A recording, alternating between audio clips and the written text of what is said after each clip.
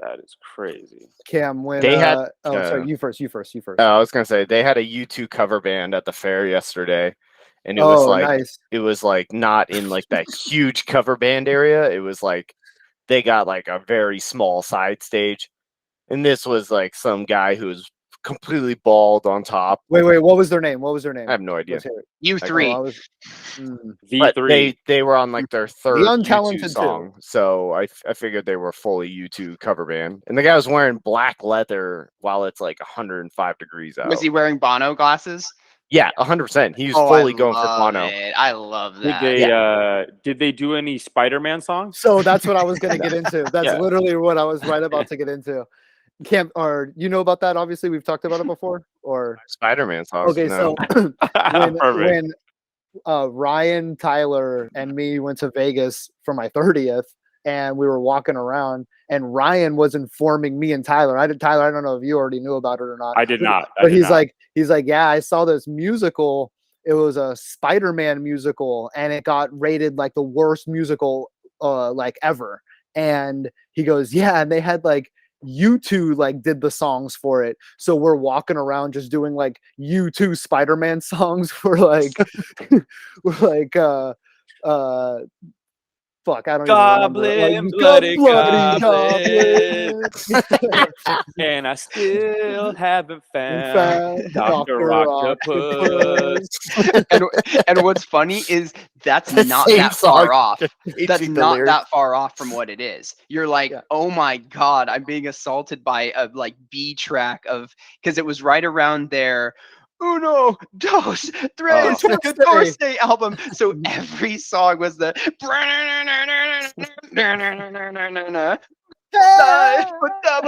goblin. It's a beautiful web. It's a beautiful web. It's a beautiful web. It's a Spider-Man. Whoa. Dude, there's a YouTube video that shows like it's kind of like a YouTube documentary about like the making of it. It's a great watch. It's dude, hilarious. A guy died. Like, yeah, it fell from the freaking. Yeah, a guy died. I do remember that. Yeah, that was like a big thing. Was the Spider-Man guy was like he was what's it called, on like wires or something like that, and he fell into the crowd and died. Yeah, like, and they were like, the show must go on. We're like back tomorrow night. Yeah. He's limp in the Don't worry, everybody. We have an understudy. He's good. And the Green Goblin went to jail after that. We dragged him to jail. They make it. They make it part of the show. Yeah, they're like, it was the Green Goblin cut his harness all along. That bastard. Hey, we should hang him on stage. They left the seat that he fell in. The seat that he fell into, they left it empty the next night.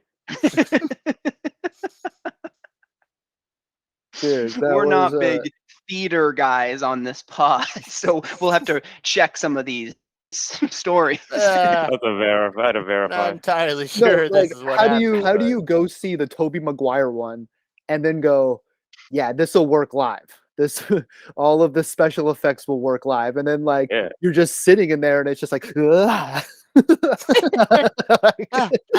like you can't recreate that, dude. It's fucking painful. So like I've seen a lot of Broadway shows and they're all kind of like this, but like the Spider-Man was aggressively bad, where like the costumes looked like the crazy guys that stand in front of like Hollywood Boulevard. Hollywood Boulevard, the big cinema theater. Or whatever. Yeah. It literally looks like that. Like where you're like, this is the Shocker because he has a yellow ski cap on and that's it. Right? Like it's so bad. But like even the other like even big shows that are really popular, like The Lion King, they do the same shit where it's like he's Mufasa because he has a thing in front of his face that he holds that has a Mufasa face on it that he got at Target. Like that's what makes him Mufasa. With a he's wearing a shirt that says Mufasa. Yeah, T-shirt. Scar from Sideways War. That'll be in our spec scripts that we send to the studios. Just a bunch of names that are similar or related. Mighty Joe Hung. You may have remembered him. Meet Joe Hung. Yes, meet Joe Hung. We should Dude. put together a terrible script and just send it around. Just with like somebody the will grab most that. horrible tropes you could possibly imagine, and all the dialogue is just like super stilted and pathetic. So Dennis Rodman is falling out of a plane. And then he starts time traveling. Yeah. And then Immediately. Immediate time travel. Immediately. And then as soon as he gets to Camelot Land, there's a song, and everyone And starts dancing on dancing, the round exactly. table. Everyone's just fucking dancing, exactly. Credits roll, and he immediately zooms into a character who hits his watch, and he time travels. Whoa! What just happened? And then they play a song, and that's the title of the movie. And then he wakes up, and it was really a dream. And then, and then he send him back to the Stone Age, but you immediately start playing Seven Nation Army. It makes no sense. And then Kashmir from Led Zeppelin comes on.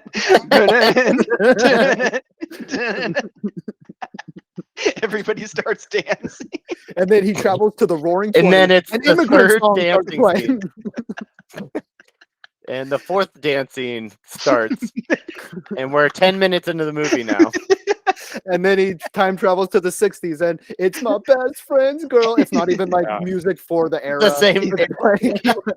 It's Alanis Morissette. And then there's a fucking cameo by Sonic the Hedgehog. It's insane. And it's him and Jean-Claude Van Damme high-fiving each other. Our movie is slowly turning splits. into one of those parody movies that is like the fake, like Incredible Hulk meets Paris Hilton. No, yeah, no, it's a fake Christopher Nolan movie for sure. It's Christopher Dolan. All right, that's it. I'm getting Final Draft, or what I think it is called, Final Draft, so that we start penning this out. We need to start really. We gotta hash Oh, out a script. I thought you were saying Viv's texting you. This is the final one that you're doing. This is the final draft. You're no This is final longer notice. Shut doing up. this podcast. Yeah. TBFOP is canceled. This is the final one. I swear to God. I'm tired of hearing the same 5 jokes over and over and over again. Someone's jacking off, or You're a father someone's now, writing all right? a script. Tend to your I kid. wonder, I'm not plugged in anymore because I just don't have time, but back in the good old days, you could just download expensive software from LimeWire. I don't even know how you would go about doing that now. Maybe Torrent. torrents. Re-download torrents. LimeWire. On the work computer. Get Napster and get it going, dude. Okay, Ryan, we got to bring you in. Our Hey. IT's got to start looking at your computer. Well, this seems like a good enough point to let you guys know that I saw Nope over the weekend. How No was it? spoilers. Was it good? Did you like it? Well, you don't That like one writes anything, itself. so we can't take your word for it. Oh man, I mean, maybe Is when it it comes bad? to streaming, Or you just didn't like it. Do you want me to even get into detail? You might as honestly? well. Go ahead. You don't need to I'm not spoil gonna. the I'm not gonna get thing, into detail. but I mean, dude, are you gonna go see it? I'm not gonna say anything. I'm not gonna see it eventually in I'll theaters. watch it. I'll watch it Yeah. on streaming, maybe. Yeah, I'll rent it eventually. But yeah, I've- go ahead. I've never Is seen. it as bad as the other one? Whatever that the I last didn't one like. was. I didn't I've like Get never Out. seen any of Jordan Us? Peele's movies. I've I never didn't. seen any. Yeah, I didn't like Get Out, and I didn't like Us. Us was I didn't like Us, but I really liked Get Out. So Now, what about The Invisible Man? I saw it in theaters. It was okay. I didn't Kind see of it. repetitive. Better than those other ones. But I don't. Are they related? Better than Hollow Man. Better than I was about to say better than Hollow No, Man? never. Hollow Man is a treasure. Jordan Peele the directed gorilla Invisible scene, Man for as well. sure. Jordan Peele directed Hollow Man, No, Hollow no, Man's no. sex film. Yes, he did. Yes, he did. But no, he directed The Invisible Man, and the legendary Paul Verhoeven directed Hollow Man. He is a legend. So Kyle, it's not good, or it is good, or I ahead. didn't like it. I didn't like it. Was it did you bad? see it in theaters? Yes, I did. Wow, shit. I saw it in IMAX. You saw IMAX. Oh wow. Was it as bad as Us? Um, Would you say you liked it more or liked it less? or it was the same? It's all relative to me. All three of them are the same. I mean, they're not the same. They're all different, obviously. Right. But in terms of liking them, yeah. I mean, dude, I can get into it, but like, what's the point? You know, I didn't care for it. So. What do you mean? What's the point? You brought it up. Yeah, I just wanted to see what the reaction was. Ryan did bring up that last week that I keep saying I'm going to swear off movies and TV shows, and I keep returning to them, and here I am, duped by another trailer. So I'll just put it that way. The most recent out of the four of us to have gone to a theater. Yeah. Was it okay? So without, whatever, fuck it. It looked like Signs. Is it? It's not. Okay. Is it better than Signs or worse? I don't know. I don't really like Signs at all. Like either. That's what I'm saying. Signs is also not great. What M. Night Shyamalan alum ding it is, dude. It's like do you like? I like Signs. The Sixth Sense. The Village. You like The Village? No. I'm just naming them. So mad after that. Movie. even Sixth Sense is like past its time. I'm not going back to watch it. Yeah, I'm probably looking at it through rose. Well, Sixth Sense is like the ultimate movie that you can't watch a second time. Like Sixth Sense is literally like the twist, and then once you know it, it's like if you watch it knowing what's going to happen, it's like a very slow slog of a movie, right? Because it's just like because there's no payoff at Willis going around. Dude, do you remember when that movie came out in theaters and you either saw it or you got it ruined, because that was before people considered it, calling it like spoilers. Exactly. Because it wasn't really like movie forums or like anything like that. So like it was straight buzz and straight like, word of mouth. So you either saw it and got to enjoy that, or you got it ruined straight up if you didn't see it like soon enough. Well, that was also Blockbuster. But that's the thing is like movies at that time even didn't have like it. There was no real like twists in a lot of older movies, I guess. Yeah. So that when this happened, it was something that people were talking about. They're like, "Holy shit, you need to watch because the end will fuck you up," Yeah, or people were straight up like, "It was him." He's dead the whole time. He's fucking dead. He was dead. It was crazy. Like, as soon as you go see it, people are in line, like waiting to get in. Oh man, I did not see that coming, dude. That'd be pretty funny. Driving by a line. That had to have happened. No, for sure. Of course, and there's somebody definitely got their ass kicked for sure. Dude, remember? So at Metro Point, that's like the only one I can remember where we always have a line. They literally had like one door. So like there's always a line to get into Metro Point. It would be hilarious because there's those escalators right next to the movie. To just be like, Bruce Willis is dead. See ya. Just run. You like jump out like a flasher. Like by the way. Oh my god. Ruin the movie for him and dip. Have a nice night. Hey, see you later. Is this the line for The Sixth Sense? Is this the line for it? Okay. Oh, perfect. Because I just saw it and he's dead. Later. All right. I'll be at Carl Strauss if you need me. I'll be at the bar getting beers. I want to bash one over my head.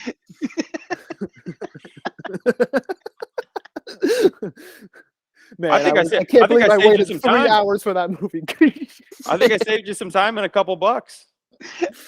I still want to see it done. I feel like it would be so well executed. Like, Shay and I think everybody at Marie's came up with this concept because there was so many obnoxious old dildos at the bar at Marie's that like clearly had been kicked out of every other bar, and so they found their way to Marie's. And we always thought it would be great to like have somebody just talking in your ear the usual nonsense and go, yeah, okay, can I get 2 151 shots?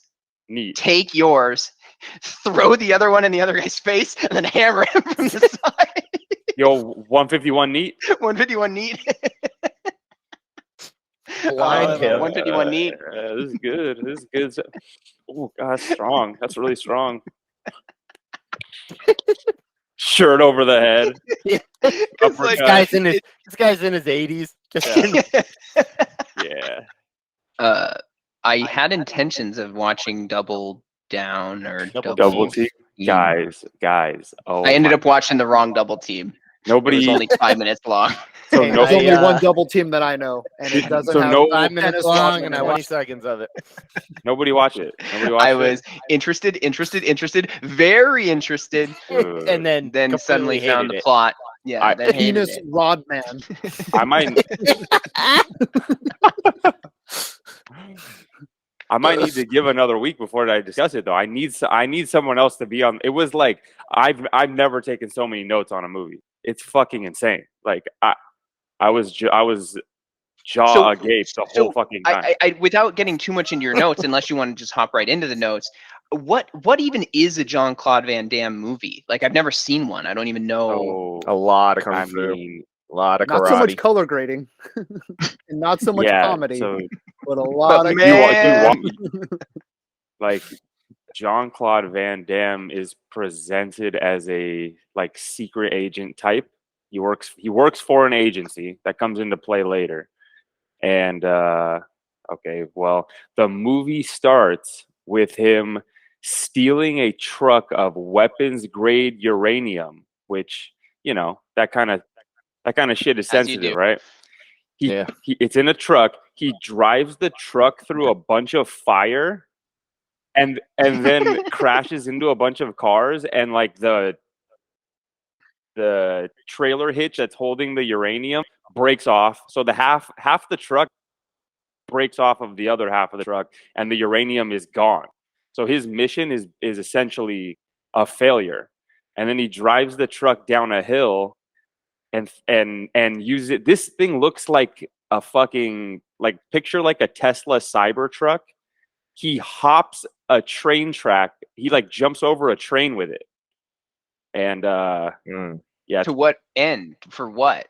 To escape. No, to escape his people that are chasing him. And then literally there's no payoff or even shows that he's all right or not. And then it just pans to 3 years later off a cliff in France. And he's like, what was the point of the uranium? That was a job to show that he's a secret agent, exactly.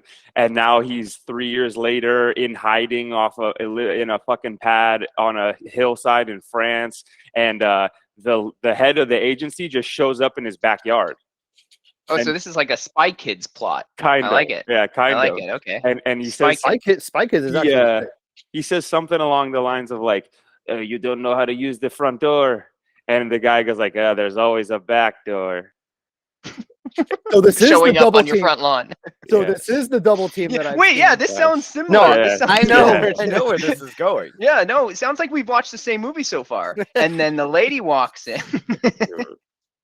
Hollywood's idea of an all-American action hero in the 90s is a buff European guy. Yes. Basically. Arnold Schwarzenegger. And then Arnold Schwarzenegger. Dennis Rodman is probably in about 15 minutes of the movie, most of it being the end of the movie. Yeah. Mm-hmm. And since he showed up on set deciding he needs to dress in psychotic drag and leather the entire time, they make a whole fucking like underground city in the movie that the whole population of this little city is like weird, crazy guys with dyed hair and insane leather outfits. Oh, Batman and Robin? They had to make a whole community of crazy guys dressed in drag just to justify Dennis Rodman's existence in the movie. Well, I wonder, so when did that come out? Because is that before the exact same thing with Coolio? It's like 90. No, this is like you're talking about in Batman and Robin? Yep. No, it's way before that. Way before that.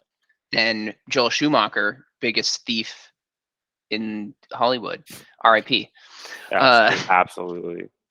He was probably checking out Rodman in this movie going, hey, he's looking... This is looking really good. I wonder if I can't get Rodman again. Let me get Coolio. And for some strange reason, the biker gang, Bruce, is like neon and in some weird world with Dutch angles. And I don't even get what the point of that scene was in Batman and Robin. Where they had the bike race? To show you that Barbara's into some weird shit.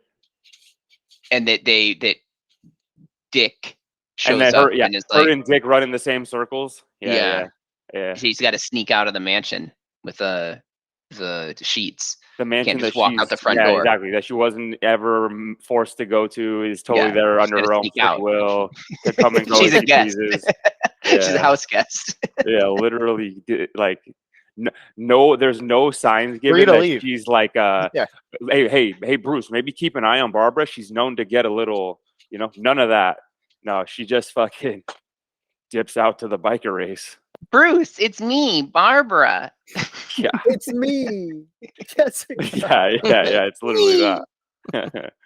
We need to come up with a super cut movie of all of these scenes from White Chick, the Catwoman. Animal, Catwoman, Batman and Robin. Mm-hmm. And we'll call it the worst movie ever. Still better than all those movies. Even though I'm revealing a lot about this movie, I still need someone to watch it, honestly. Like, it's on Netflix, you said? Yes. Yeah. So to hammer home more that he's a part of this agency, right? He does this other mission where he's supposed to kill his enemy, Stavros, who is played by Mickey Rourke. And he fails that mission.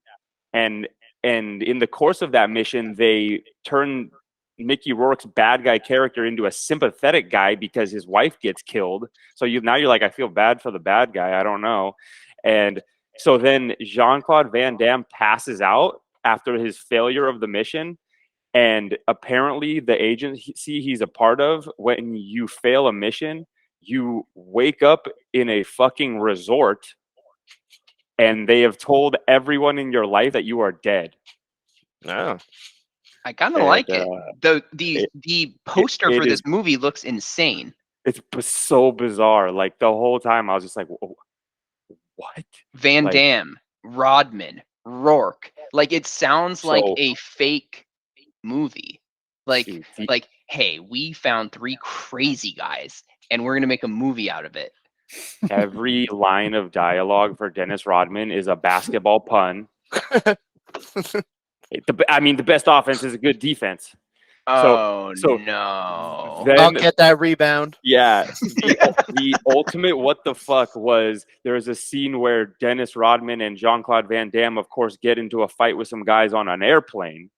Jean-Claude Van Damme asked one guy, "Do you have a parachute on you?" He says, "Yes." Kicks him out of the airplane. Oh, that's classic. Yeah, and then him and Dennis Rodman end up having to jump out of the plane, right? And they're like holding on to each other, flying out of the plane. And Rodman goes, "No problem, I got this covered." Big ass inflatable basketball. And they plummet to the ground in a big fucking inflatable basketball that doesn't look like it would help them at all when they hit the ground. They would still fucking die. But it just that's how the movie ends. They immediately just put the camera on the ground and the ball rolls a couple times. They unzip it and they're out. Blood. It's just blood squirting out of the ball. Yeah. Well, as you know, as long as you're in something inflatable, you can drop several 100,000 feet and be totally fine. That's how inflatable things work. Yes. It sounds like Dennis Rodman didn't even have a character. He's just going by Dennis. No, he just showed up on set. Hey, showed up on set. Hey, this is what Dennis Rodman would do. Yeah, he dressed in drag, 8 different hair colors. He's in like 8 scenes. How about instead of a parachute, I have a big old basketball. Yeah, it's fucking crazy. I love it, Dennis. I actually brought one along with me. Your character's name is Rennis. Rennis Dodman. Rennis Dodman. We are on the same page, Rennis. Not to mention, Jean-Claude Van Damme is like 5'6". Dennis Rodman is like 6'8", and they just don't. There's a couple scenes where Rodman is just towering over him. It's a Jean-Claude Van Damme movie, so we know that at some point in the movie he's gonna do the splits. So what do they do? When did the splits happen? So what do? They stick him. They hurt him, and then he's got a cane. And then you're like, oh shit, he's got a fucking cane. Oh, he's doing the Willy Wonka. Willy Wonka. And then he starts again. Another thing that felt like it was stolen from Batman and Robin. He starts doing fucking gymnastics in his hotel room. It's very similar to the Wash Fu scene. Oh, yeah. So I got news for you. These movies came out the same year. That's crazy because at one point, Jean-Claude. So he's practicing holding his breath in a bathtub, like for the duration of like a cigarette going down. But then at one point he just decides, I'm gonna get out of the bathtub and start fucking hammering a chick. He's fucking curling the fucking bathtub. He's jerking off? Yeah. No, busting into the bathtub and then getting back into it. That's you while we're podcasting, Kyle. You're jerking off. I just finished actually. What were you talking about? Yeah. You know, the Double Team movie was okay until John beat off into the tub and then got into it. That's where they lost me plot wise. I don't know why that needed to be in there. I'm gonna swim with them. I'm swimming with the swimmers. That seemed odd and bizarrely erotic. It was in the contract. Jean-Claude always has that little stipulation. So we've honed in on Raspberry Award winning films because Dennis Rodman won 2. He got 2 off of this movie. Worst new star. Yeah. I love that. Like, who's the worst new star on the scene? We don't want terrible. and worst screen couple, Rodman and Van Damme. Whoa, yeah, Rodman's like a foot taller than him. It's insane. And a foot bigger. And they're just making basketball puns to each other back and forth the whole time.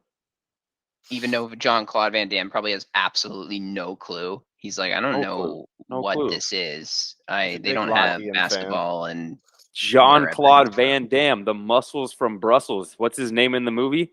Jack Quinn. Bob. Yeah, exactly. It's like Bob Smith. He's an all-American guy. Ryan, have you seen Bloodsport before? No. Have you guys seen Bloodsport? Bloodsport is great. I like Bloodsport. Yeah. Long time ago. That's not like a Jean-Claude terrible movie. It's that's what I'm saying. Probably that's one of his actually great movies. I love that movie. I love that movie. I guess I didn't realize that these were distributed by legitimate studios. I thought his movies were like fake movies, like Steven Seagal. Steven Seagal's. Yeah, no, they're like, he was an actual star. It's like one tier above that for sure. He's like probably like the third most well-known action star besides Arnold and Sly. Jackie Chan. Yeah, these are all released by like Sony, Universal. Like I was literally expecting like released by Jean-Claude Van Damme's production, company. Jean-Claude Van Damme was in fucking Street Fighter. He was again playing literally playing Guile, who has an American flag tattooed on his arm.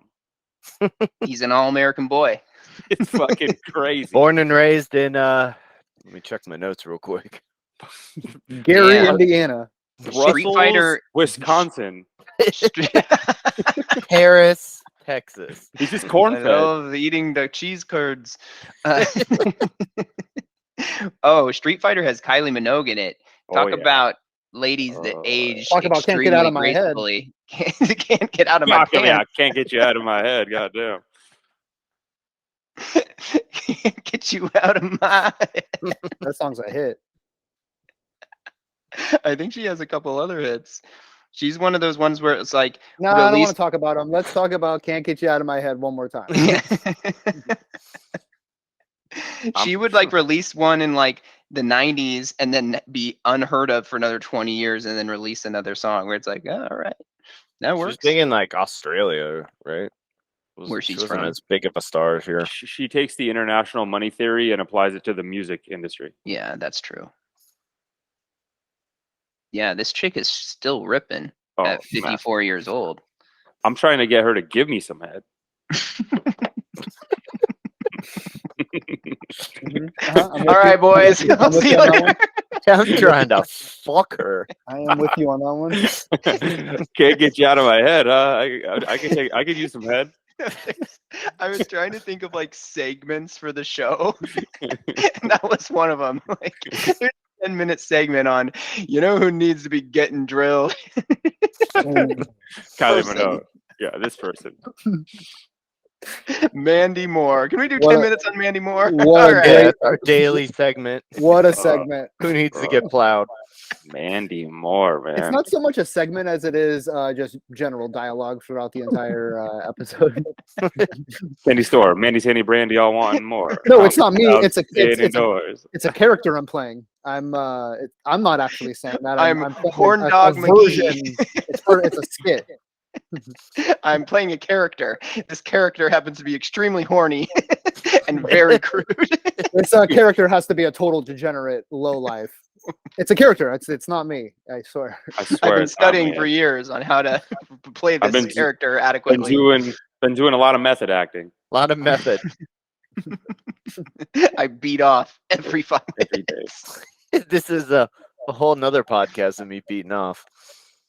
Been talking to my guy Jared Leto a lot about how to method act. Man, wasn't that all for such a great cause? He's crazy. He's got a tattoo on his forehead that says damaged. That's how you know his character's damaged. Damaged. Dude, I heard he was doing insane... What? Go. Nothing. I heard he was doing insane method acting for Morbius as well. I don't even know what he was Morbius just hanging out on a trash can. He's a vampire. It's like has a bunch of bats. The Michael Morbius character in the movie has like a really bad limp, I think. So then they said like every time his leg. Yeah, they said every time he went to the bathroom on set, he would like take a really slow limp to the bathroom and take like 30 minutes to come back. Don't help me. Yeah. I can do it myself. This is going to increase the extremely box office. This is all for the good of the film. Yeah, walk normally. Your legs are not really broken. We're losing daylight. Please get back to set. Yeah. Listen, this is a piece of shit movie anyway. Like we've exchanged every fight scene with just blurred bats fighting each other. Like he's like taking out American Handicap Association lawsuits, like suing the production for discrimination. I need to talk to Pam at HR again. ADA violation here, ADA violation over here. You're not really handicapped. There's another violation. I was in the bathroom for hours, and I could not. There was no handrail on the handicap bathroom. I couldn't get out. I fell into the toilet. I noticed one of the interns was in the handicap bathroom, and when I had to use it, he was using it, and I wasn't able to use it. And yes, he was actually handicapped. Can we get a second handicap restroom installed? Or Jared, we barely have enough money to finish production. I gotta be honest, guys. I'm gonna need my own bathroom. I can't do this. The entire budget is above the line.